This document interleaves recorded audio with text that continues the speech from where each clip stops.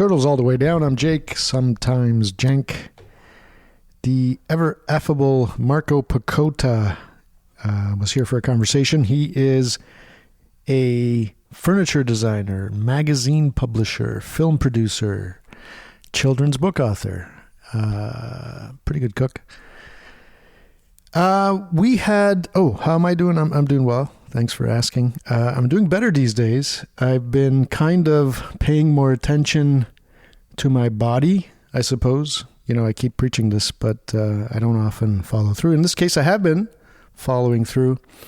And I've been going to yoga on a regular basis, and I've been doing some boxing workouts with my friend Alan as well. And I also took some vitamins. I'm also not smoking as much weed. I'm not really smoking at all. I am eating a little bit of cannabis butter, kind of using that like a nicotine patch of sorts. I guess I'm trying to avoid the smoke, but it's not that I'm convinced the cannabis itself is bad for me. I've been kind of feeling better. Of course, with the psychological. What does that mean? It's your body, it's your mind, it's your experience. It's you're living on this planet in this weird, mysterious existence that really makes no sense at core. And we're trying to make the best of it. And I figured out this way.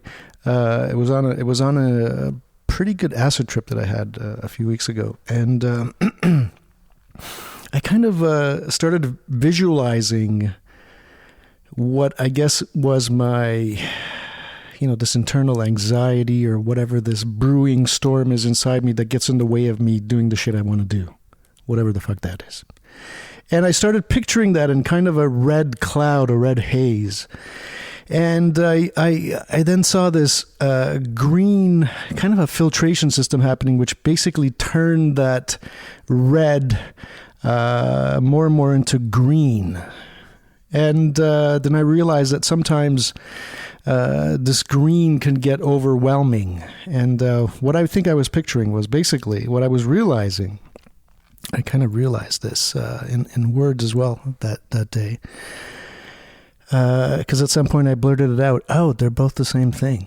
And what I mean by that is that I realized that this debilitating anxiety that gets in the way of shit, as well as another transforming emotion like joy, are very similar.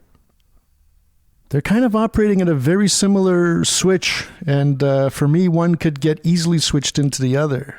And just realizing this, I realized that I could basically just, filter it and turn the red into green. And then realizing that the green, which is a problem for me, that is once I get into a kind of a positive state, I'm in danger of going towards, further towards that side of the spectrum and going towards mania, for example. And what am I getting at? So when I sensed this overloading happening, I started seeing the green turn to a blue. A kind of a blue filter came in, and the blue was kind of a calm. So basically, the red seems to me this internal energy that I have that could be put to many different uses. It could be positive. It could be negative. This kind of energy, let's call it, could go either way depending on how it's experienced, how it's filtered. And realizing that, I could turn anxiety into joy. It's kind of like this free gift again. And realizing that I have this problem of joy slipping into mania, as long as I'm conscious of that, I could filter that down with the blue. And I remember telling this to a friend who is a yoga instructor, and she started telling me how much it related to the system of karma within the human body. You have the red energies and the green energies representing joy, and the blue energies representing the voice or talking. And this is exactly how I deal with shit. So it kind of made a lot of sense. The narratives really lined up quite well in that case. So once again, I'm going to say it, the hippies were right. But so having discovered this, I had this kind of an interesting thing happened. I think I got really good at it. And yeah, probably more productive, more happy. Things are going well. But then I just found myself slipping kind of back into kind of a depressive mode. And then I think what happened was that I got really good at this, but I didn't really address the core issues, really, that were causing those red clouds in the first place. You know, what's causing all that unease, perturbations within the system? You know, what is it reflecting? If I'm feeling something, is it reflecting something? Is it rational in that sense? It's not random. It relates to something that has happened to me in my life, and as a result would probably reflect something about me and what I or think or believe or fear that I might not be even necessarily admitting to myself. So, you know, when something like that happens, you have to stop and question, well, what's going on? What is this reflecting within me? And I guess what I realized was that a lot of this, this factory that generates all this red, bulbous anxiety that gets in the way of shit. A lot of it has to do with expectations that I mostly imagine that other people have, in some cases. But so they may be real or imagined, but even this built-in expectation within me that, for example, when I'm just doing nothing and enjoying it, I have guilt. And it's not that it's a revelation for me to realize that doing nothing can be fun, because it can be great. It's amazing. But what if that's okay to enjoy that?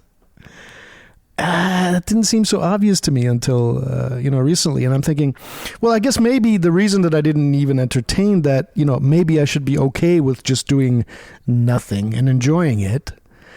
Because I assumed that would lead to me becoming, soft, even more so, and less likely to achieve anything.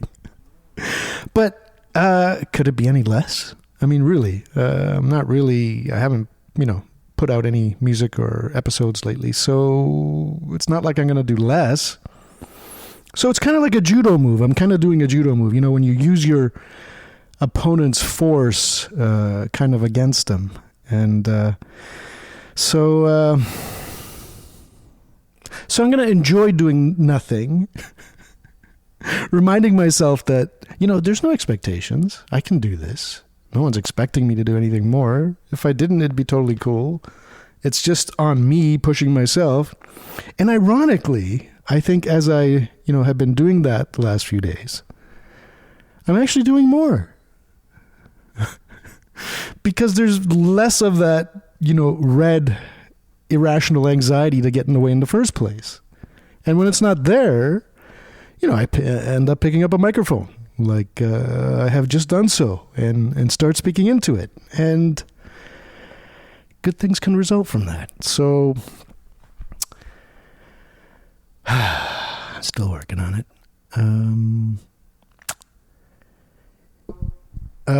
By the way, I think I finally got the correct email address up on link to this podcast, so people can actually email shit to me. You're welcome to. It's jake@drinkmedia.com. Always welcome. And so thanks to, shout out to Christian in Dresden, Germany. Pointed out that I think these podcast episodes are kind of thick. They're kind of at a high bit rate. So I'm going to try and reduce the bit rate so that it doesn't gobble up as much bandwidth on your devices. It's important when I have music, but when it's not music, it shouldn't make a big deal in the quality. So, any other advice like that? Helpful. Thank you. Hope you enjoyed the conversation with Marco Pecota. Talk soon. That sounds godlike. You go all ways. Godlike. Yeah, you go all ways. God, it's God, right? Yeah. That's true. Omnipresent, omniscient. I have 2 drinks here. Marco Pecota sitting in his own chair of his own design. Yeah. So, aren't we all sitting in our own chair of our own seat? Anyway, yeah. But I mean, people come in here, if you've been in the space, you realize that there's a lot of this industrial-looking furniture in here that's kind of like made out of often solid steel or aluminum glass, and that's Marco Pecota's design, Pecota. Thank you. Yes. And also on my roof deck, the outdoor furniture, and everybody seems to love it. That's great. Yeah. Yeah, it's and I feel I'm very happy that you accepted that in lieu of payment for certain things. Well, I mean, they're beautiful. It's great to have. Good times. I gotta say, when I first got them, I thought, man, I don't know if it fits because I feel like it seems really, in a way, it looks like masculine furniture in a way, and I thought maybe it's just a little too rugged. But then over time, it's like, yeah, it kind of fits and it works, and there's something solid about it. I mean, not just physically, but even just psychologically. When you look at something that's stable like that, it's a good feeling. Thank you. Yeah. That's what I kind of went for. And interestingly, it's almost a 50-50 split as far as who buys my stuff, male to female. Oh, yeah? Yeah, a lot of women love my stuff, too, maybe because it has a more masculine look to it. I think so, But yeah. But the pieces, you have quite a few pieces here, and in the end of the day, it accents and highlights, other pieces that aren't quite as industrial. So I think it works that way. They're more of like they have that like a lot of the designs I have end up in restaurants and lots of pizzerias, actually Italian restaurants for whatever reason, and because it has an artisan kind of feel to it, hand finished, like real, down to earth, like what everyone is more and more interested in. The more interested in buying local, more interested in having something fashioned out of material and created as opposed to just rubber stamped out of. It's kind of a steampunk kind of a thing going on a little bit as well, maybe. People could call it steampunk. Sometimes could be. But I don't like calling it steampunk. No. Because then it kind of it's too narrow. It pigeonholes it a bit too much, and people who are like, it's cool for like a movie, but I would never put that in my home. No, it fits nicely in a lot of decor. Yeah. Well, I think so too, and I'm glad you got the stuff here, and it's great to actually literally be sitting in a seat I designed during this interview. Pretty cool. But I was using the seat, by the way, as a metaphor for life, not as your seat, as in I meant your chair, like because you designed the chair you sit in. That is the metaphor for the chair being life. Yeah. And, well, I like that because, I mean, I think every now and then I kind of remind myself of that. It's kind of like a Nietzschean kind of a perspective where you think of your life as kind of an artwork that you're working on all the time throughout your life. And, you're constantly improving it. You're putting it on display. I don't think everybody thinks that way, but I think it's a good way to think about it. But yeah, it is. It's kind of an interesting framework to put it in. But that's not Nietzschean, is it? Well, I mean, no, he's known for saying some things like that. It's not necessarily him, of course, but a lot of, I think people from an artistic perspective might think that way. Yeah, I mean, whether they do it consciously or not, really it's about introspection and, like, if you can't look into yourself, then you can't, address your life in a way where... So you're kind of like you're shaping it. You can't shape it if you don't know who you are, really, right? So you got to reflect on yourself. Do you spend time doing that? Because you're a very busy guy. I wonder sometimes if you have time to just meditatively look inward. I think I don't do it as much as I'd like. I think I do it. I think any form of artistry, anything you create, artistically, always has some sort of reflection. You're thinking about it when you're designing it. You're thinking things that you don't like, and you're doing at least some sort of engagement. Recently, I started to teach myself how to draw, which I can tell you is I think an amazing tool for self-introspection. Well, I guess that's. What do you mean by? Because I mean, you sketch a lot, don't you? I sketch a lot, so I'll be more specific. Actually, there's a book that's called "Drawing on the Right Side of the Brain." I think I have that on my bookshelf. Well, you should use that because it's. I started using that to teach myself to draw. Chronologically, I first wrote a children's book, and then I worked with an artist to create it, the imagery, and then I want to keep writing more, but I wanted to illustrate it myself, not having to pay someone else or have any other limitations. So to properly illustrate a book, I should know how to draw. So then I started to think about taking not courses, but just doing it myself. Yeah. And this book is great. It really, it forces you to use the right side of your brain. And that process, like they have like assignments that you would do. Not going to take more than 20 minutes. Like it's nothing. But your process of activating the right side of your brain, the right side of the brain being the one that is, okay, the left side being the logical, mathematical one that everyone, we get after after 10 years old is like really spelling and mathematics and all that. Like there's a popular understanding of that as the left brain is more responsible for things like language and you know, cognitive processes of rationality and structuring and ordering and kind of like the going back to Nietzsche, the Apollonian, the Apollo as opposed to Dionysus, which is the side of the Bacchic revelry and craziness and chaos. Well, art, which is what art really relies on. Yeah, because it's interesting to hear you say that because when I for example, I've started doing music only a few years ago, recently, and it's I don't know if the right side, left side, dichotomy makes sense, but if it does, it's I'm more doing basically abandoning the left side when I do music completely, more or less, and just letting more unconscious, you might want to call it, processes or not cognitively conscious processes take it. But when you're doing things like furniture design, which is obviously creative and artistic, but I think it must involve more of the left side because there's a lot of structure. And it is compared to just drawing like a flower or someone. I imagine it would because you're keeping in mind the manufacturing process and the limitations of the manufacturing process, as well as, designing angles that will be comfortable to whether it's a chair or a lounger. So there are additional limitations. Yeah. But I think that, because you're keeping in mind, you're taking into account the people that are going to sit on it, for example. Whereas in a lot of art, that's not like that. You don't even want to think about that or care, or maybe you think it gets in the way to think about that. Yeah. Whereas if you're designing something that's going to be used, it's both, right? It's got to be beautiful, but you also want people to use it. And in fact, people might call it that it's not really art, and you can argue that. Some people could argue that because anything of its that's utilitarian. I don't like to call it that, but art or utilitarian. I like to think that everything you create, regardless, is art, good or bad, but it's art. Yeah. So I don't like that stigma that designing, like if you see the inside of a car, it has to get designed for practical reasons.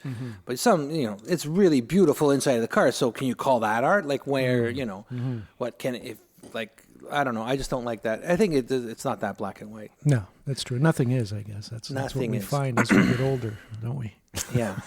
So you're living in, you used to be my neighbor here up until recently. My store still is your neighbor. Yeah, that's true. The Pecota store, which is on Pacific and Dundas, right in the heart of Junction. Yeah. And you moved to Seville. I moved to southern Spain, Sevilla. Nice. Which is in Andalusia. I started to learn to speak Spanish. Nice. I think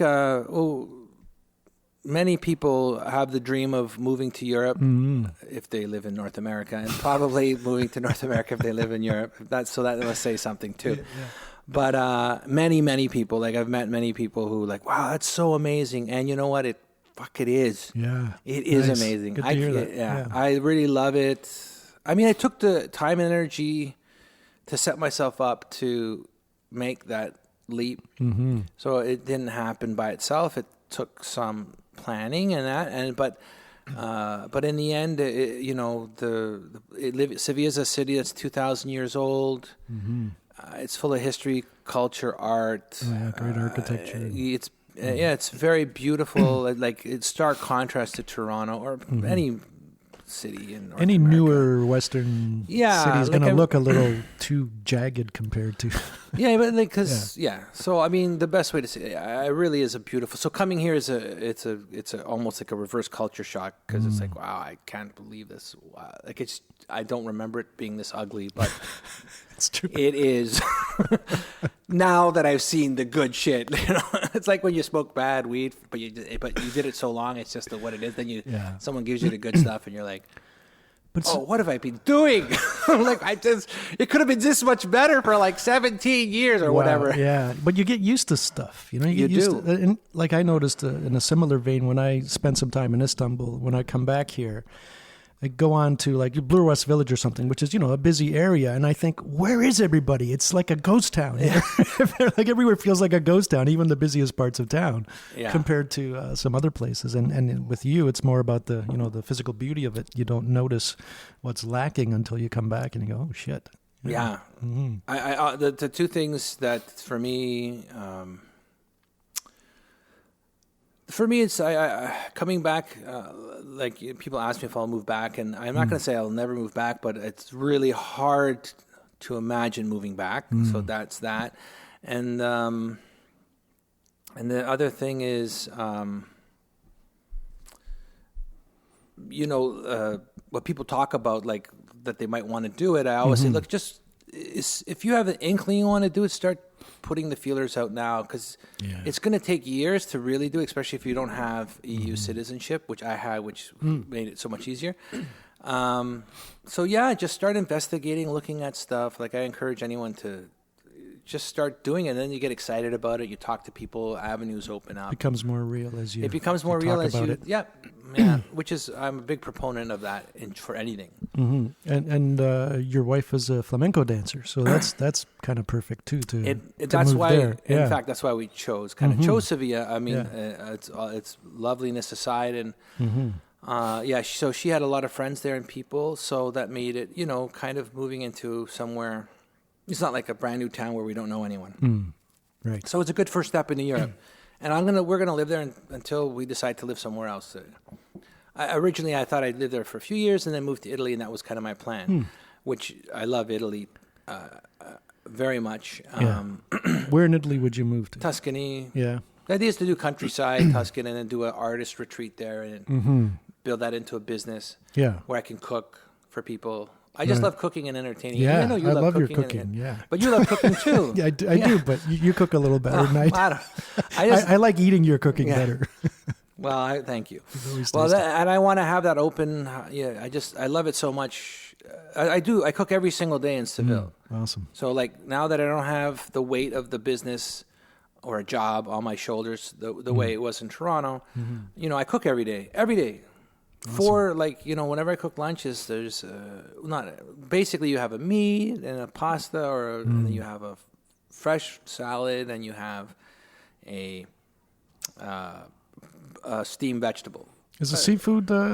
Everything is good. The quality of the actual, as anyone might imagine in your mind, whatever you're imagining basically is true. The quality of the market, like going to the market and buying, is far superior than you can find in general in Toronto or like the tomatoes in North must America. Be amazing. Everything is, it's really great. But as far as like restaurant, Spanish restaurants, they're not really that great. They don't really have a great. It's not like Toronto does have the benefit of a great restaurant. You can go and spend $13 or $9 and get a great takeout burrito, and it's like really good. And they just don't have that there. Oh, really? Yeah, it's not. But you can do that a lot in Toronto. Yeah, you know. But everyone's cooking great meals at home. Probably everyone's more cooking likely. Than so that's here. A drawback to Sevilla, for example, which I'm sure Barcelona doesn't suffer from. It's more cosmopolitan and places like that. But but the food is great. Yeah, I spent much of last summer in Italy. Food is great, but I felt like Italy seemed to be kind of suffering, like economically or psychologically or something. They just seemed to be really muted. I don't know if it's just the demographically getting older or something. It's just people just didn't seem to be vibrantly doing as much. Like Spain, for example, Barcelona seemed a lot more vibrant than much of Italy that I've seen. I don't know if there's much Where were you difference. in Italy? Well, central to south. Yeah. But I mean, I guess I didn't go. I only went as far north as. Actually, I didn't really go much further than Rome. So yeah. Yeah, Italy, southern Italy is a more depressed area, and people are more laid back. Barcelona, they're not as laid back as they are either in southern Italy or in southern Spain. Like everyone makes fun of them, right? So the northerners of everywhere make fun of the southerners. Yeah. So northern Italy would be more vibrant. It's a lot more money there, right? You know, but But they are suffering, and then there's the economy in Spain is suffering as well, and Italy, Greece. Yeah. So. Yeah, there's major changes everywhere, it seems, in terms of like economically. Things are changing. And I mean, part of the reason people talk about is automation is one of the reasons. I mean, people are going to start to, and they've already started to lose their jobs to mechanized processes. And even like doctors and lawyers are going to start to be displaced by artificial intelligences that, do some analysis and figuring out what's wrong with a person, for example. Of course, they're not going to have the bedside manner as somebody else. But they will eventually. Yeah, so it seems like, then you think, creative people are safe because, because machines can't do creative. But that's not necessarily true either, because there's, artificial intelligences now that are creating, screenplays. They're terrible right now, but eventually I can imagine, an AI creating a screenplay or a song and performing it and being famous and popular. Yeah, I guess that's going to happen. It could be true, but I mean, then then they'll just be like if it's made by a human, it'll have that cachet. Yeah, right, exactly. At the beginning, it'll have the cachet that it's made by a thing, like in the first years, and then eventually there'll be cachet that a human has been able to make it. Yeah, because remember when automobiles, they used to say like, oh, handcrafted, Rolls Royce, it seemed like you paid a lot more but then you realize robots actually make a lot more reliable car than a human does. So eventually, what's the advantage of being handcrafted? For something that travels at 200 miles an hour, less of an advantage. That's right. Yeah, you don't want to mess with that. Yeah. But I don't. Yeah, I mean, I'm not afraid of automation. No. And I mean, they were talking about that displacing jobs for the last 100 years for whatever. It's a natural process that we'll have to get through, and people will switch to jobs, and there will be suffering. The thing is that all change requires suffering by somebody. Somebody's got to eat shit, right? You might be right. Someone has to. Like even in like. The revolution in the United States to break away from the whatever, that whole process, or any country that has uplifted itself and overthrown, they've gone through a lot of suffering. A lot of people had to die. Like a lot of people had to die, and if you think that's inevitable, or can we do it differently? Doing it with pain. Like, can we not maybe try and minimize it? I mean, we do. Yeah, we try to minimize it. We do try to minimize it. We just maybe can't eliminate it. That's because there'll always be unhappy people about it. I don't know what the utopian, the end product once nobody needs to work. Is that going to be a good thing, or what's going to happen? I wonder. Yeah, just looking at my own personal experience, I've got to a stage where I don't have to work that much, and I got to admit that's not necessarily all it's cut out to be. Because I think maybe especially if you worked hard most of your life, and then when you get to a point where you don't have to anymore, your body's not necessarily used to that. It wants to do something. It wants to keep moving. It might actually get really depressed. Yeah, a lot of people do. Yeah. A lot of people do. A lot of people who retire get depressed, I think, and probably die in a few years after because they've just drastically changed their output, their life, what they're doing, and that could be dangerous.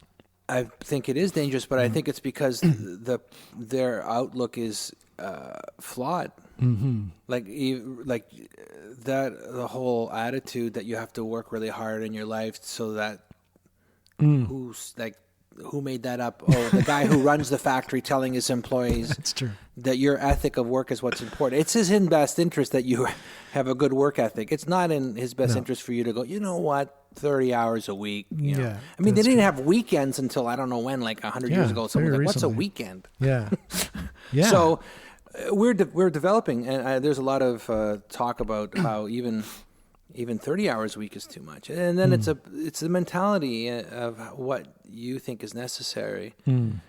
But if you engage yourself doing other things that you find rewarding, then you're fine. And that should be it. Yeah, I mean, you can trick your body, and it doesn't have to be work. For example, you could do yoga every day, and your body's still going to be, I did something. It's going to feel good. It went out and achieved something, and it's almost like you're kind of tricking your body into coming along for the ride. You know what's a good example, actually, is not to say that it...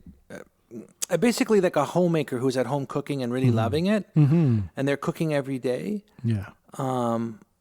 They're not thinking about that as a job as they are thinking about it as, giving something to their family, and they do it lovingly. And I guess that's a positive way of look at what they're doing in their lives. And it's not like they feel like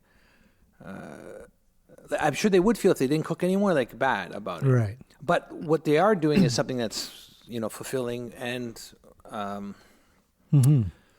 both fulfilling and also like good for their whole family around them, right? It's a win-win-win. Win as opposed to working in a factory or whatever. Yeah. People shouldn't be working in factories at all. Like it's totally shit. It's like you're 8 hours, 7 hours, whatever, and you're there and you're looking at one thing. That's a repetitive There is thing. is no good result from that at all. So if we can agree that that's completely bad for humans, then we have to figure a solution. Let's say most humans, because I know that there are some people that just, for whatever reason, just love to do the same repetitive thing over and over again. Yeah, we just give them a block with a nail in it. Here's your block and your nail. But it's rare. Yeah. Yeah. For most humans, it's a bad thing. Yeah, although I am, being on the other extreme of things, with so much openness and open-endedness to things, I keep finding myself looking for structure and things to do, and like every now and then I come up with a plan. I'm gonna structure today in like 2-hour chunks or something, or I'm gonna do this or that, just to get myself, in a way, give myself an order from outside rather than from inside, because from inside it kind of gets chaotic and you don't necessarily keep track of shit. But if you like impose something from outside, like if it's a practice like yoga, or if it's like the extreme example of that would be joining the army, for example. Like that's way extreme, like where everything's taken care of for you. Yeah. But if you just put a few things in your day, like I find it's been helping me, especially the last month or so I've been doing yoga. Yeah, really. Well, I think yoga, any sort of physical exercise in this kind of lackadaisic society is beneficial. In Sevilla, we had 2 cars. In Toronto, we have no cars in Sevilla, so I walk everywhere, and just that aspect changes a lot. Oh yeah. But talking about restrictions or limitations, I think it's interesting to note.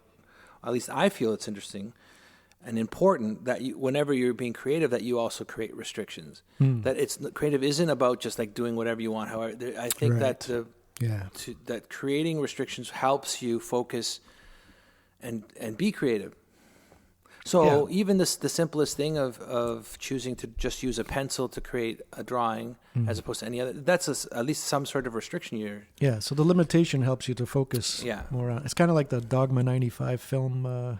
Do you remember this? Where Lars von Trier and a couple of his friends, they had this idea that they made a bunch of rules for filmmaking. Like for example, you can only use natural lighting. You can't use a soundtrack. It has to be the sound from within the room, and dialogue is cut in certain ways, et cetera, et cetera. So by putting those limitations on, you get like an interesting film out of it. Yeah, it sounds very interesting. It's kind of like an exercise, but you end up having a bunch of films that that by their limitations end up being something more interesting. I think and that's exactly true, and that's part of when I design the furniture I design. It's based on the limitations of how the manufacturing works, and that's right. And so that's why my pieces ended up being so unique, because one, I never went to school for design. I just started designing, so I never used any of the methodology I use for creating furniture is completely alien to the industry. Nobody, if I went to school, I never would have done it this way. Nobody does it this way. But that whole mechanism, or the fact that I didn't have was never taught a proper way of doing it, for lack of a better way of saying it. The traditional way of doing it. Yeah. You do it your own way. But have you found that problematic, or did you open up new vistas? To me, it allowed the actual furniture to look different, than anything that's out there, and it was a super interesting process. In my stuff, there's no welding involved in mine. Everything is bolted together, right? So in other words, everything is bolted together. So that allows you to interchange parts, but also what it lets you do is to ship the things flat, so unassembled. Some other company also does this. I think their name rhymes with IKEA. And they've been quite successful at that. It's true. But it is the same as IKEA, as in that my stuff all breaks down. But yours is a different, thicker and of better quality. In general it is. It's just a higher grade product, but it works that way. Yeah. I mean, and then also it's better for the environment and blah, blah, blah. But But those limitations ended up creating an IKEA-like product, and the fact that it can be broken down. I never would have thought of it doing it that way, or I might not have. Certainly the whole manufacturing process is unique, so... That's pretty cool. So you're now designing furniture in Spain. Yeah. producing it in various places or one place in particular? In Spain. In Spain. Okay, yeah, so cool. I'm producing in Canada. Yeah. So I'm an international company. Yeah. You know? We also had a store for a while in South Korea. Oh, right. Yeah. And some manufacturing there, but didn't work out. But now I'm manufacturing. I'm handling the manufacturing in Spain. So the Spanish manufacturing will handle the EU market, and the Toronto manufacturing will handle the North American market, and eventually I do want to get into the Asian market, which is huge. Yeah, that seems like if you can find a way in there, that would be amazing. Just by the sheer number of just the sheer number. You know, like a quick anecdote. Average Chinese person in China drinks one bottle of wine a year. Average European, I don't know, or just Western, drinks an average of 35 bottles a year. Wow. Probably European, let's say that's 35 bottles a year. So if the truth, they did a calculation. If the average Chinese drank the same amount as the average European, there would not be enough wine created in the world to satisfy just that market. Yeah. That's how much. Wow. That's true, right? As soon as every Chinese person can, afford to drink a beer a day, that's an extra 1.4 billion beers a day. Holy shit. Yeah. Right? When you think of it, it's like, they're drinking beer, no, they just want to drink one a day, and that's a 1.3 billion every day. Yeah. But it's also a problem too, because when you think if every one of them buys a car, for example, like the world is fucked. Like if everybody wants the things that we have here out in the West. That's why we can't let everyone have the same good shit that we have. Everyone else has to suffer. Stop. And suffer.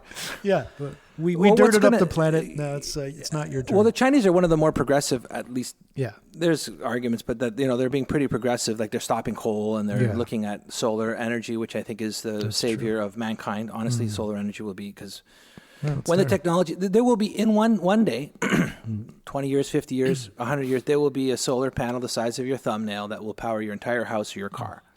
Well, I don't know if that's possible physically, though. Like, it has to have surface area to catch enough. I don't know if you've done the math on it, but we're talking about 100 years. Even if it's 100%, the thing is, right now, I think they're only like 20% or something efficiency, like the sun that it can capture. So if it can capture 100%, it'd still be only like 1/4 the size. You're going to need some room, but it's free. It's free energy. Yes, I believe that, because we can't see. There have been so many breakthroughs that no one thought possible, that me saying that it could be a thumbnail is completely legitimate. Well, but there are limitations of physics, like how many photons are actually hitting that. Hitting like what? You can't hitting what? Like that collector. Okay, so let's say that collector is made from size. Which is made from something that we know of today. Yeah. So let's say we develop some product that doesn't function the way the one that we're using, but is 1,000 times more efficient. But it's only the same number of photons hitting it. Doesn't matter. It can only collect the same number of photons. It can't collect any more. But then it's able to multiply. Who knows? I don't know. I'm just thinking there are limits to it, but I get what you're saying. I don't think there's limits to it. Wow. Okay. There isn't. How could there be limits? There's no limit, because it's a technology that we don't even like. They're talking about nanos that can go inside and repair your blood vessels. Shit. So, okay. Yeah, well, then whatever, man. If they can do that, they can make a solar panel the size of your thumb. It's going to get a lot better. Let's just say that. Yeah, no doubt. Let's say it gets the size of your rooftop of your car or whatever. But what it is, I think, is the batteries are what's really kind of holding it back. It is. Right? Like we don't have an efficient way of of holding this stuff. Which Elon Musk is going to hopefully fix that. Yeah. Well, he's working on it. Yeah, he's one of the guys. He's one of the guys. Yeah. Which they will. Yeah. I mean, like, let's face it, man. Like, I don't know, was it 20 years ago? This didn't exist 20 years ago. Yeah. If someone came from the past, from the 1800s, and they're like, you have this thing. It's an iPhone you're holding. That you could, I'm holding it. No one can see this. I'm holding my phone, my cell phone, and it holds all of the collected information of humankind for all time, and you guys use it for kitty pictures. That's the big. What I had for lunch. Yeah. Jeez, So, like, you can't. We didn't. As kids, I don't think we. I remember even as kids. I'm 50. Yeah. So 40 years ago, like, debit cards didn't exist. We were like, that's kind of weird that you have like a debit card and money goes on it and it comes off of it. We could imagine it because we would see it. Yeah, in, like, and there was some science Star fiction Trek or stuff something. like that. Yeah. But anyways. Yeah, that's pretty amazing. I digress from digression. I don't think there's anything to digress from here. So are you still involved with Rue Morgue magazine on a Yes. day-to-day basis, or is it? Well, more or less day to day. I'm handling the financial aspects of that business, so that's more of a business end of the spectrum of the stuff that I do. Yeah. And Rue Morgue magazine, it's a horror genre magazine. It's published in Canada, distributed worldwide, and it does very well for itself. And it's available like everywhere you can buy books. You can buy the magazine. It's still kind of an anomaly in the sense that you're doing a physically printed magazine, which is rarer and rarer these days, right? To actually have it is, but paper. if you go into but not that much really, because you can still go to chapters and it's just filled with right? magazines. Yeah, so people talk like that almost as a doomsday device, but the death of the print industry. Well, I don't know if it's a death, but it's definitely going to be more niche. That's how people talk about it. Right, yeah. But I can see it becoming more niche. Like people like your magazine because they like to collect these things, right? It's a beautiful things to hold. But I haven't really bought a magazine in years. I mean, I'm basically reading the articles online. Yes, but if you read a book, I still prefer reading a book as a book. Me too. But news articles, I can have it, or I can just flick through it, like whatever. Like don't read it over, whatever. Like my dad, who's 87, still reads the newspaper every day. Cool. But I don't think that's going to last. Yeah. No, well, I mean, it's a demographic shift. It's like, like cable TV is really just seniors watching cable TV more and more. I don't know. You don't have cable, right? I do, but I use it for the movie channels. You're a senior. But I watch a lot of movies. But why don't you use Netflix? I run out of things to watch on Netflix. How much stuff do you need to watch? I watch a couple of movies a day. There's a book. You can read the movie. That's true. Yeah. No, I've been for the last several years. I've been thinking of getting rid of cable because I mean. The only reason I can see cable is if you're a sports fan and you kind of want to watch the game. That's a good point. Yeah. But that's even changing because the whole World Cup was streaming. That's true. You didn't have to have any. Yeah. So I was like, Ilse was like, oh, let's watch Mexico play. I'm like, well, we don't got it. No, you just online. Like, really? It's like free? Yeah. Finally caught up because it wasn't really effective to be able to do that until recently. Yeah, like I remember the last World Cup, you couldn't really do it. There was somebody had to be kind of making money somewhere. Yeah, but they are making money. It's just now it's with the online ads. So fine, that's fine with me. I can't complain. But so did you watch the World Cup? Were you into it? Because Croatia did well as well. Yeah, my dad's Croatian, so that was pretty cool to see that go to the end. And my wife's Mexican, so it was fun seeing Mexico play. Italy, which my mother's Italian, didn't even get in. But like I'm so not really that sport oriented that when the thing started, I go like, "Where's Italy?" Apparently they didn't get in. I'm like, "Oh, I didn't know. Whatever." Yeah. Whereas every other Italian's been crying for months. For months. And but it's like unheard of. Like, how could they? Who beat them? Was it Belgium? I don't even know. Yeah, they didn't make someone it who shouldn't have. Yeah, that's usually the case, right? Yeah. Switzerland maybe or Sweden. Oh, I don't know. Right. Somebody beat them. But but I like watching those games, but on a casual level.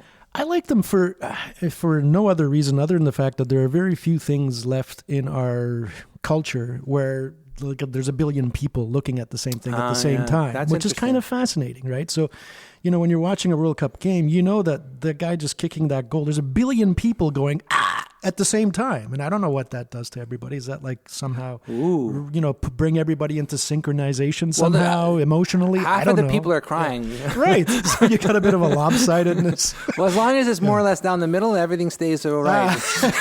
Right, it balances out. That's true. But even just having a beautiful game, even if you lost, like if everybody watched a beautiful game, I was watching one of the first games I turned on this World Cup. I only turned on the last 10 minutes of Spain versus Portugal, I think it was. And I just remember watching the last 10 minutes. I didn't watch the whole game, but it was beautiful. I was like, I brought the tears. It's just amazing. And everyone's into it. And, it's kind of a great thing, whether or not you totally understand Turkey was in there. Yeah. No, they were in 12, 16 years ago. They came in third. That was great. Yeah. It's true. It can be. I find myself, very moved by some things that people might not consider moving really. Right. But and in fact, the French, even though they won, the French won, the Croatians lost, and then as a tribute to how well Croatia played, they did the Eiffel Tower up in the Croatian colors. They did like a light play, so that was kind of it's kind of cool to see, them kind of honoring their opponent, and I'm glad that it's alive today. Jesus, there's so much shit in the world. No kidding.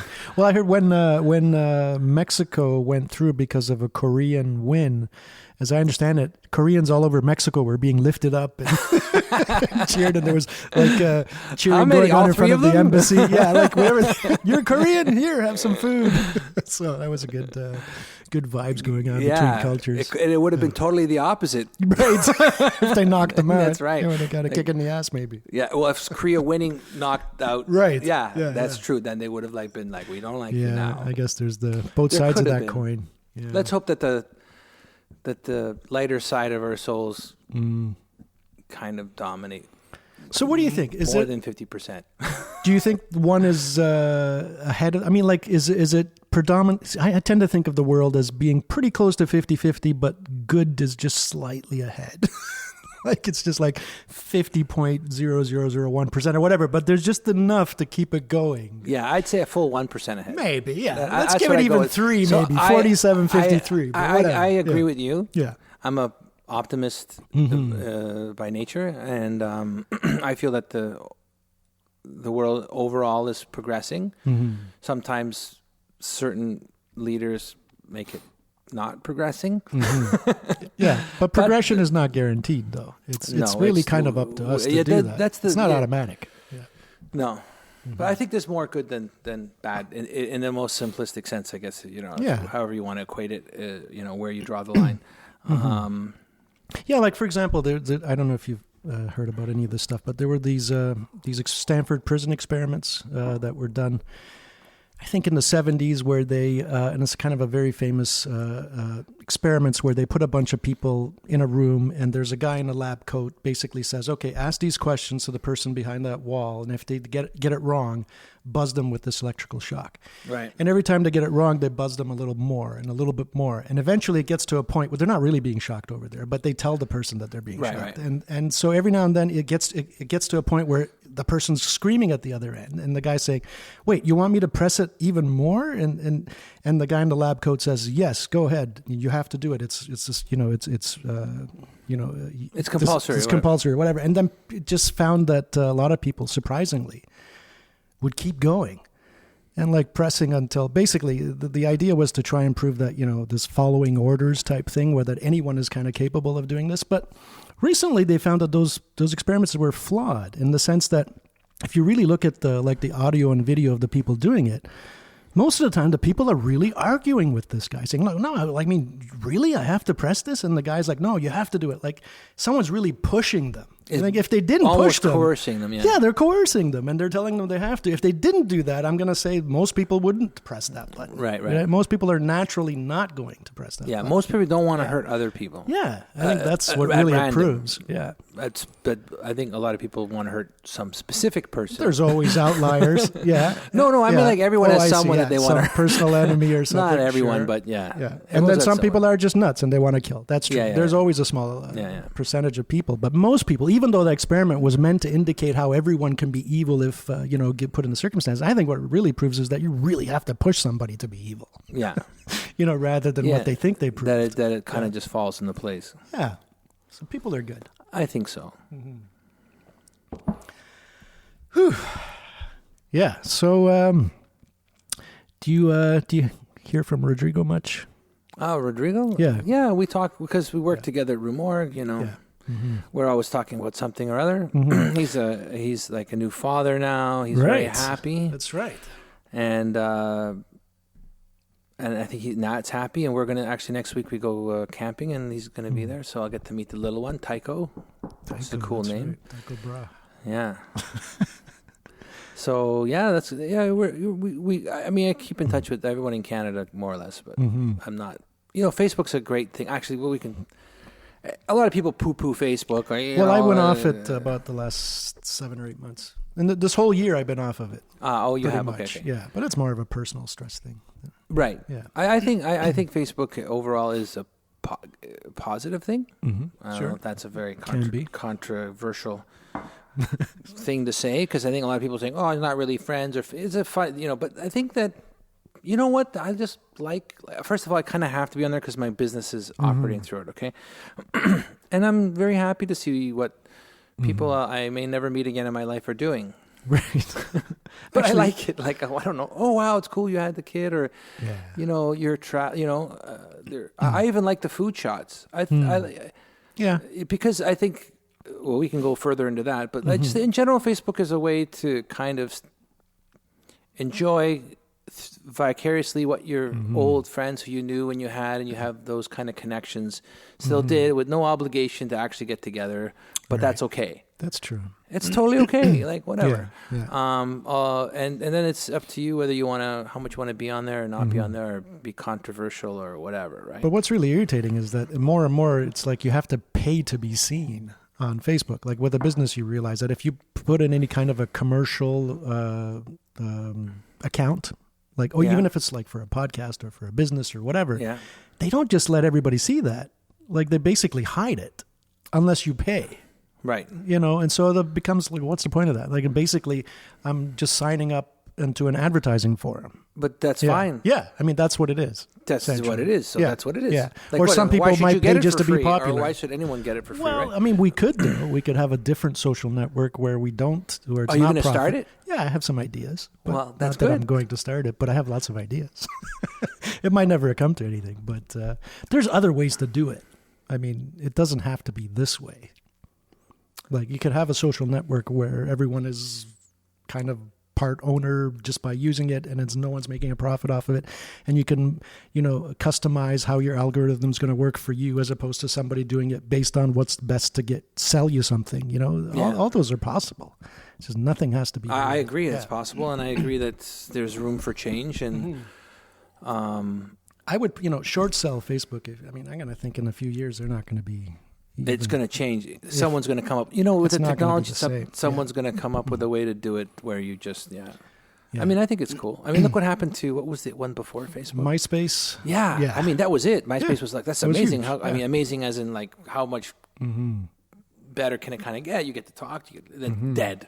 Yeah. Yeah. Everyone like, this is great. Nope. Gone. Facebook comes along, sniper rifles it, long shots it, bang, straight through the eyes, and then and something else will come along. And this is the thing: businesses aren't they're not safe. Well, if the leader of a business, once he moves on, unless they have a strong replacement, it's just easy for it to fall to the wayside. And sometimes they need to move on. Though, like the Zuckerberg probably needs to move on, if you ask me. Like, they're at that stage where they're a little bit more mature. Like what happened with Apple. Eventually, they got rid of Steve Jobs. They got like John Scully in there, but then he came back.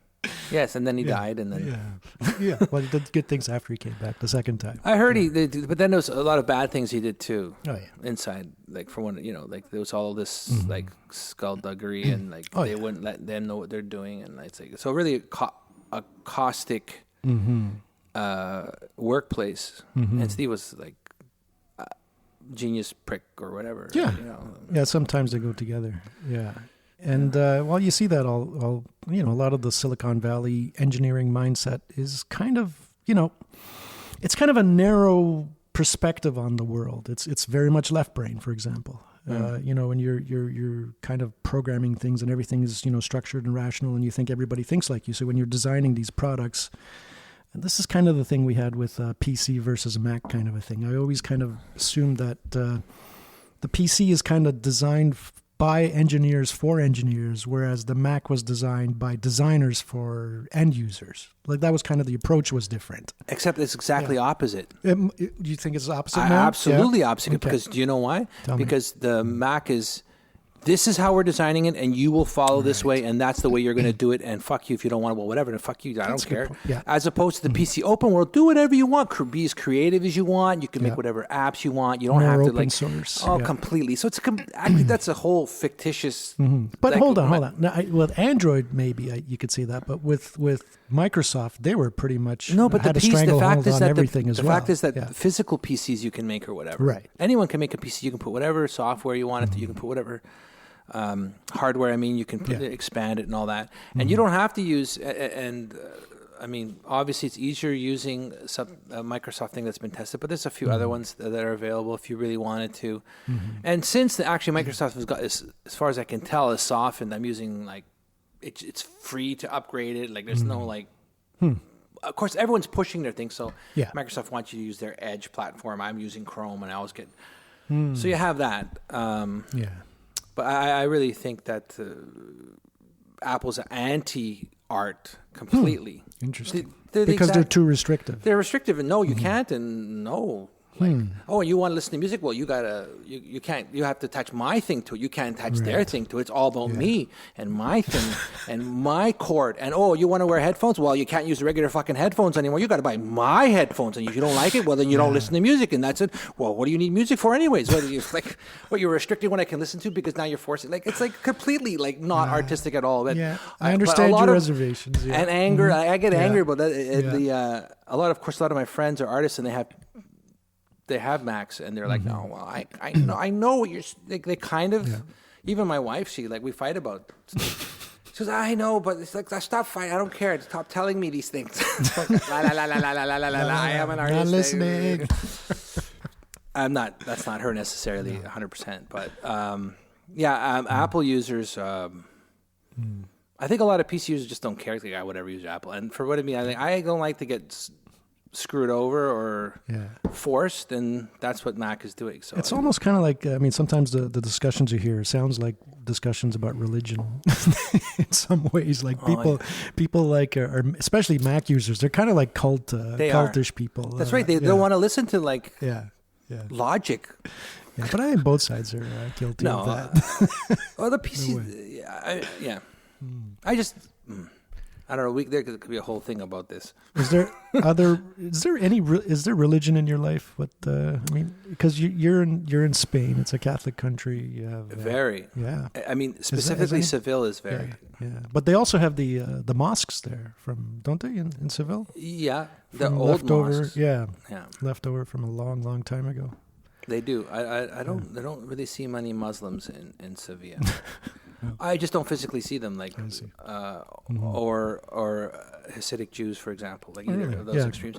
But it's very Catholic, maybe because it's so Catholic, and But I'm personally not religious. But I can tell you something about Sevilla that's interesting, and that is that the two L's are pronounced like a Y in Spanish. No, that's not what I said. Sevilla.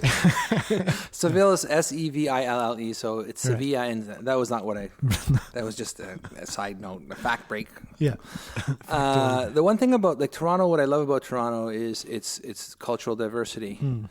And as far as I can see it, Sevilla is like the European or close to the European equivalent of that. So Sevilla is known for its flamenco, and it's also known for its flamenco.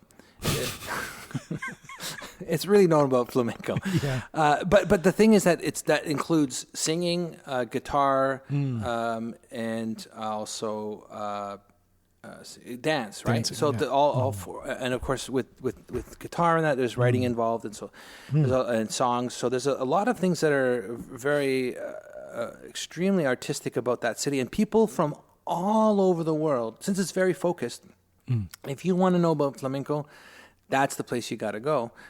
And there in the outlying area, the whole Andalusian region is where it came from. So in Sevilla, my friends, I'm in the old town, so within the walls, so basically the most kind of beautiful and coolest area.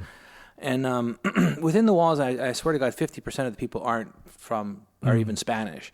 So we have lots of friends who are German, lots of friends from Israel, Italians, Americans, British, Chileans. But these Mexicans. are all kind of like well-to-do, educated people that have more. Are they more like migrant people that have moved there? They're all artists. They're artists. Yeah. Also, they're all poor. Whether or not they have artists. money, there are some that are not poor. Yeah. Some are doing fairly well, but yes, for the most part, it's not like big money. Right. But the thing is that it's culturally diverse. That the people that you're meeting there are from all over the world, which is not normal in Europe. They're more homogenous in certain parts. It's more homogenous, but there's not a lot of black people, not a lot of Chinese, but there are, and so that way it's not very diverse the way it is in Toronto, for example. Yeah. But as far as Western world Latinos, I guess Caucasians, and there's just a ton. So it's really interesting that way. Yeah. So the restaurants there are not as varied as here. Right. So the food, so the better food I've had in Sevilla is restaurants that aren't Spanish. So Peruvian food, Mexican food, Italian food, quite a bit of Italian restaurants. Really? I haven't had a good Spanish meal. I've had tapas and whatever, so it's fine. It's not like it's bad, or it's basically like fast food, Spanish fast food. But there's not like let's go to the Spanish restaurant where they make Spanish food, or Southern Spanish food. There are some actually. So I haven't been to one yet. That's good, but I'm sure that there got to be some good ones. Yeah. But it's just not. The best way I can do is this. I'm Italian, and the food in Italy really is great. When you go to almost any Italian restaurant in Italy, the food is really good, and the wine is it's the house wine, and of course it's their name, so you're getting really good house wine.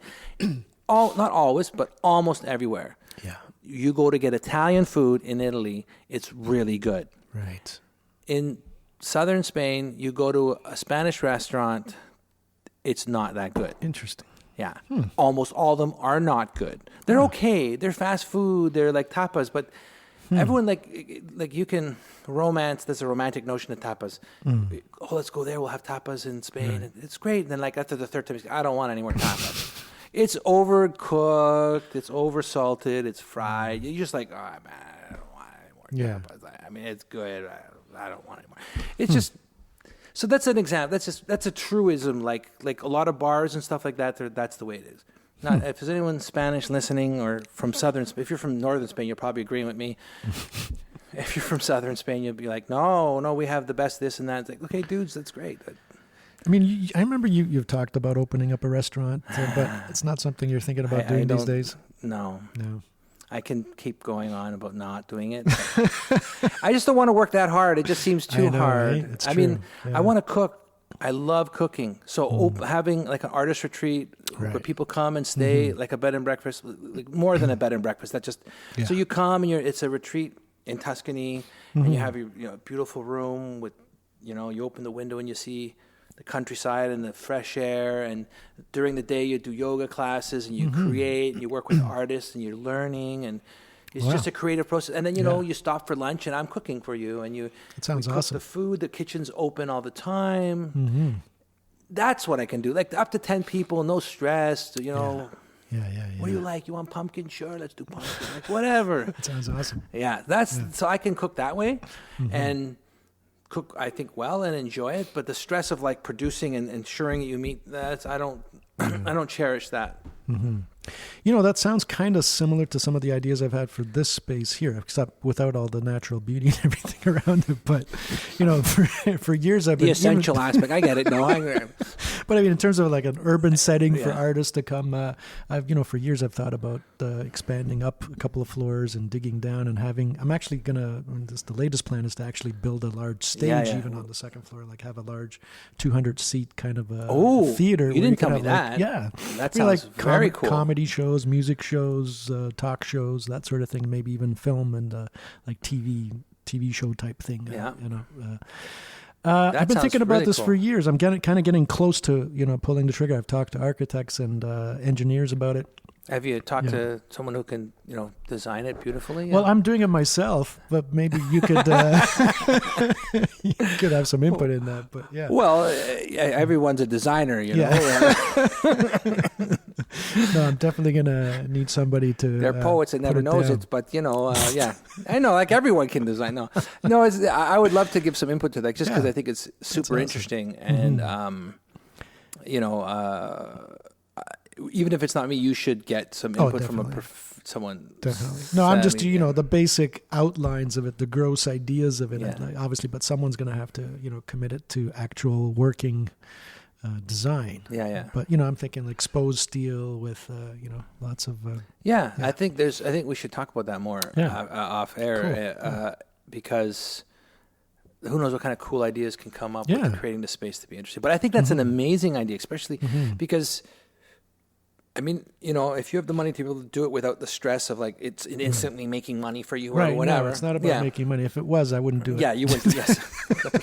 So that's awesome because it's going to really open the door to artists. But I just wanted to go back to it just quickly. The artist retreat I was talking about actually is for non-artists. Interesting. Okay. So the concept is there would be we would have some artists who would be working with us or for a month or two at a time. But it's more about people living in a concrete jungle, working behind a desk, or someone who's just genuinely interested in experiencing the world from an artist's perspective. Like, that's good. Then they can come and enjoy that.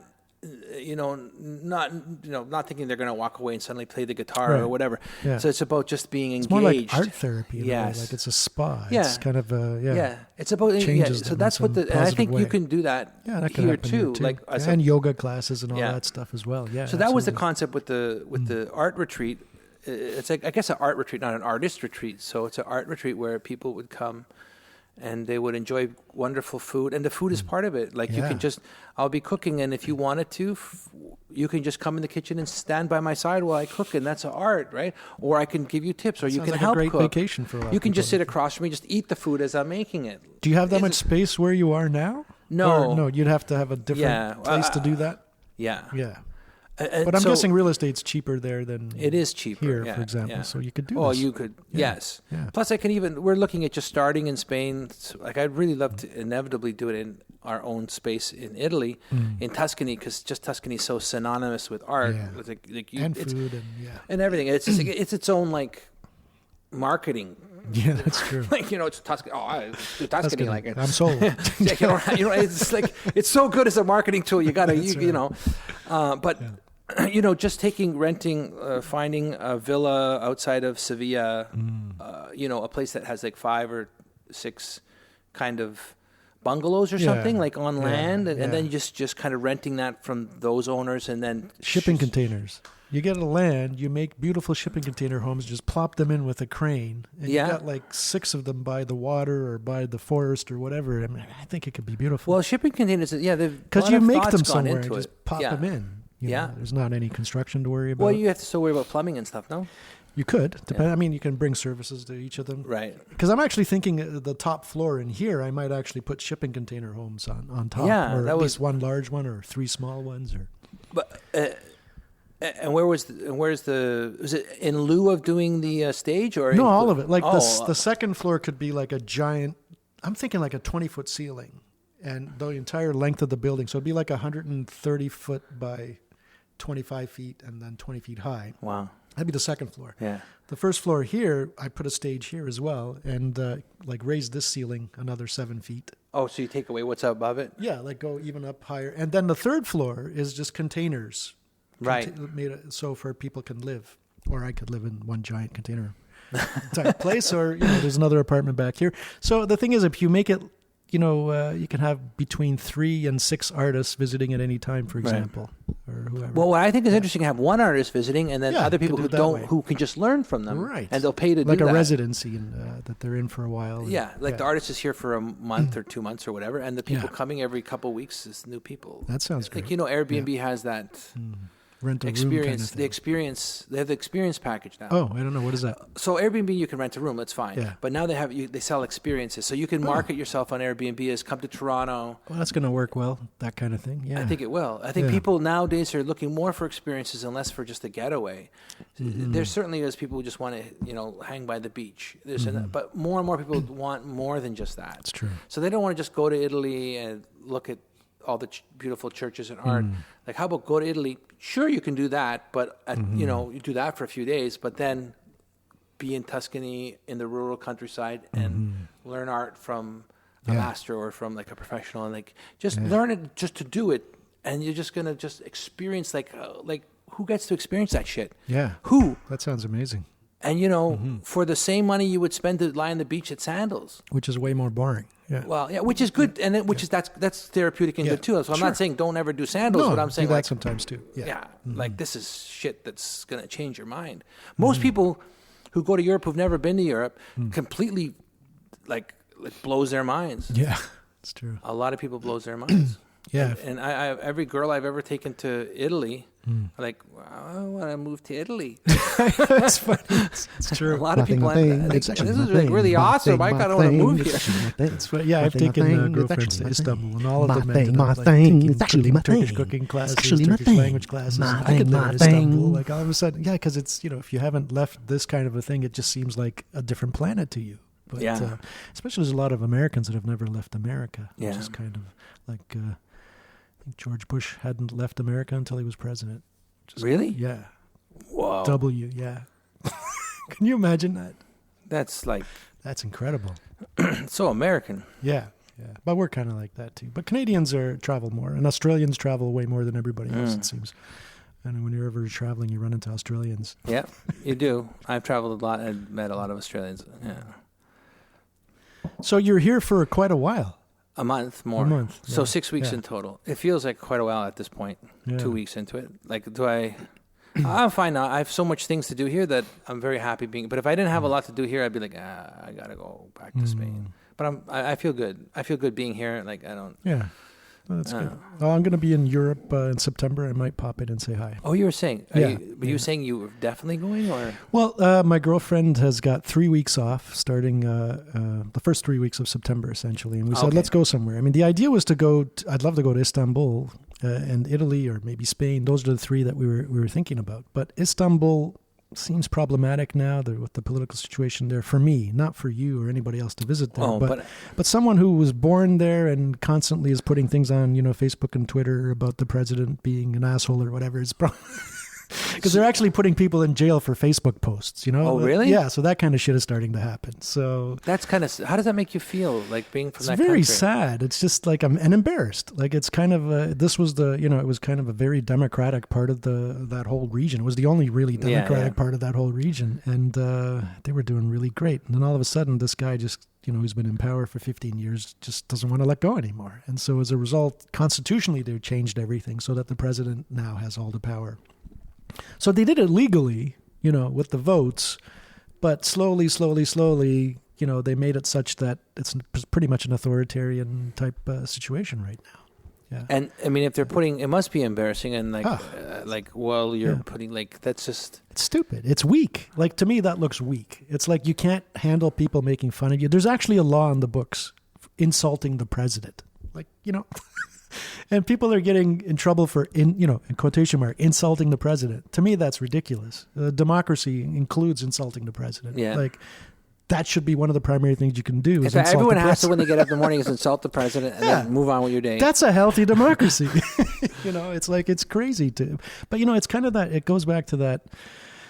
It's kind of like an ancient moral code of honor and paternalism, and the father figure is very strong. So it's just natural for people to, I think, fall into that frame of mind where they see a strong leader and kind of like the father figure who, does things. But that rubs me the wrong way. I don't I think more and more enlightened people don't feel that way. Yeah. Basically where you have, I'm not saying specifically Turkey, where there's people less educated, ignorant, all kinds of stuff can happen. Yeah. That's where religion flourishes. Yeah. It flourishes in ignorance. Yeah. I don't think there'll be that many religious people listening to this. So probably not. Basically, where there's ignorance, you've got more religion. Where it's more, where there's more education, you have less, because guess what? Right. And it's not just religion in general. It's not religion that's necessarily bad. It's like anything. It's like any tool that you use, in the way that you use it. Evil people will use religion in evil ways. Right. Right. And, there's a lot of people around that will do that. They'll basically manipulate you with whatever way they can.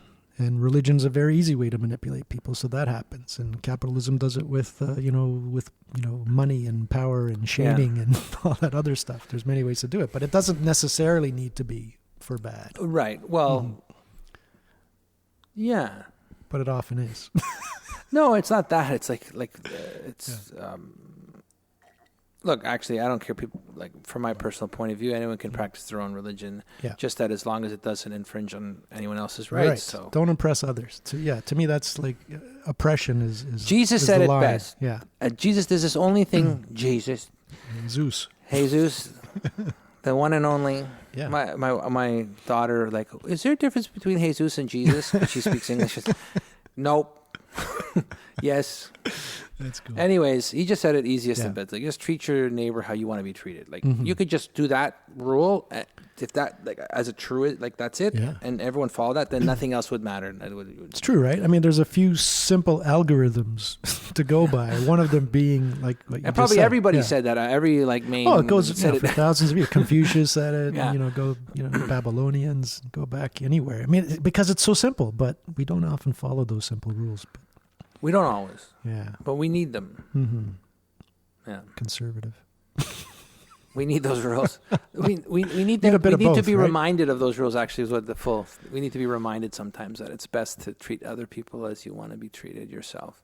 And when you think of that, if you think of that every time you're about to like stick it to someone, because they did something bad to you, and you're like, well, if I want to follow this rule, then I won't stick it to them. Well, but I don't. But then you choose not to follow the rule, just to stick it to them because they deserve it. Well, I don't know. Yeah. No, you know what I'm saying. That's what the over. That's the, That's what's working on yourself to Yeah. Because your natural inclination is to blurt out something, but I've been, to me lately, I've been. What I'm doing basically is working on a self-help program that is designed exactly for someone who is exactly like me, who's lived a life that is exactly I've lived. Oh, well, that's good for you. I'm not saying it works for everybody. I'm not saying I've developed this thing. That's a good package. Yeah, but I'm working it for myself, right? And that's the most important thing. Yeah, and for me, it's basically about just filtering negative energy and turning it into positive energy. It could be as simple as that. But that's not just you, then that's everybody. No, I mean, other people could use it in similar. Yeah, absolutely. What I'm saying is what works for me is I find, and this is only very new, every now and then I do this, and it's working, especially the last few days. Breathe. Just fucking breathe. Oh, yeah, it's true. Okay, did it take us 50 years to figure that out? I do the same thing. I know, hey? It's crazy. Yeah, when I was 30, it's like, whatever, breathe. like we were making fun of yoga. That's right. Yoga people. It's like, oh yeah, breathe and like just breathe. It seems airy-fairy. No, it's hippy dippy. It does, but it's true. It fucking works. If you have 5 breaths, you clear your lung out of a bit more of the toxins that might be in it because you're really getting it out. It does a lot of things. It's so stupid, but true. Pass it on. Yeah, it's like trying to tell that. Nico, if you that's my son. He's 29. Just breathe. They're looking at me like, yeah, whatever. Like, you're old. Okay, Grandpa. Yeah. So yes, breathing actually is very good. In fact, I do. I'll show you after the exercise I do, including that breathing. It's still 5 breaths, but it adds this extra exercise, which helps you lose weight and build muscle. And I'll show it to you. Oh wow. Yeah, it's very simple. Well, there's this one. I can't even remember where I read it, but there's a lot of scientific evidence to explain why it works in many different ways. But one of the simplest thing to do was that if you feel yourself getting into some kind of a frenzied state or whatever, is just basically to like breathe in counting to 4, and then breathe out counting to 6, and just do that 10 times. It's like 6 times, which only takes a minute. Yeah, and your whole system changes completely. Your whole psychology changes. Your whole physiology changes, and you're much more able to deal with whatever the fuck was setting you off. It's that simple. It's 1 minute. It's the reflection. A part of it is the reflection. Yeah. I mean, you got to recognize it and then stop yourself, and then. Oh, so many times I wanted to. Since it's so easy to write an email, and you get an email, and you just want to write an email right back, like, yeah, whatever, man. Like, you know what? But it's just so easy to. Like, don't write the email now. Just wait a little while, and then write the email.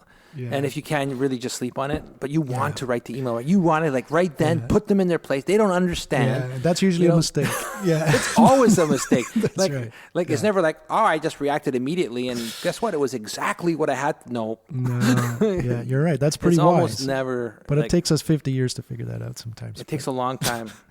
Yeah. Like, I'm just even thinking eating now, like, our health. Like, I like, when I was 30, so 20 years ago, is it good to eat vegetables? Yeah, it's good to eat vegetables. Like, of course, it's healthy. Yeah, it's healthy, but I still didn't really eat them. Yeah. I mean, I ate them, whatever. Oh, yeah, But now more research, just a better understanding. It's like, no, you should eat fresh vegetables every day, not like kind of every day. Every fucking day you should be eating. Because that's actual food, as opposed to stuff you buy in packages. But it's just good for every aspect of you. So if you're not eating fresh vegetables every day, and it's true you might miss a day because you drank too much and you're eating pierogies instead, and meat and all that's good. Like, and not to excuse or not to eliminate necessarily everything else, but you should eat fresh vegetables every day. I never thought about it. I mean, but now I think it's really important. I'm still not doing it, but it's aspirational. I am doing it. My parents are not doing it. I'm living with my parents like for the few weeks I'm here, and I'm trying to get them eat salad, and they're like, don't want. It's really? But they're like, Dad, why are you putting oregano in your yogurt? Well, it's really healthy. I don't like it. It doesn't taste good, but it's really healthy for you. So I'm doing it because of the health reasons. And then why do you do this? Oh, it's because it's healthy. I don't really like eating it, but it's really healthy. It's like, well, how about having some fresh? No, I don't want any fresh ones. That's like the healthiest thing. Like you can't. How you not it's not even me. Like I'm not saying that. I'm not like I kind of researched the internet, and after 6 weeks of research, I've determined that most people think that maybe if you really eat a lot of vegetables, maybe it could be good for you. No, it's not like that. Everybody knows it's good, and we still don't do it. It's weird. And not only is it good, your diet. You could do a show. 10 shows on diet, but just diet in general is like everything about yourself and ailments you might have. Diet can alleviate many problems. Diet and exercise. Like to me, it's like you sometimes hear about people, just do this for health or whatever. They have these programs or whatever. But if it doesn't involve moving your body or what you put into your body, how is that going to work? But to me, I think diet primarily. And then exercise, even in the form of walking for half an hour.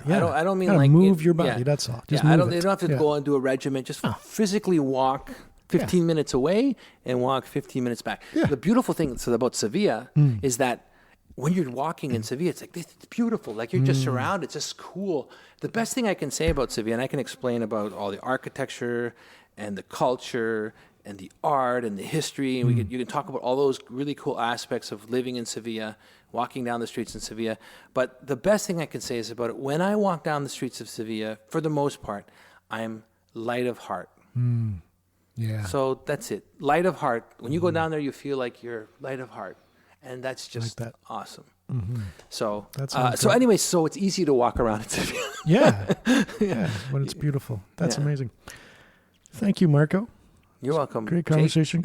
Come by again. We'll have to do another one probably. I thought so. We might. There's so many more cool things to talk about. I know, right? Other little things or whatever. But all right. Thanks again. High five. High five.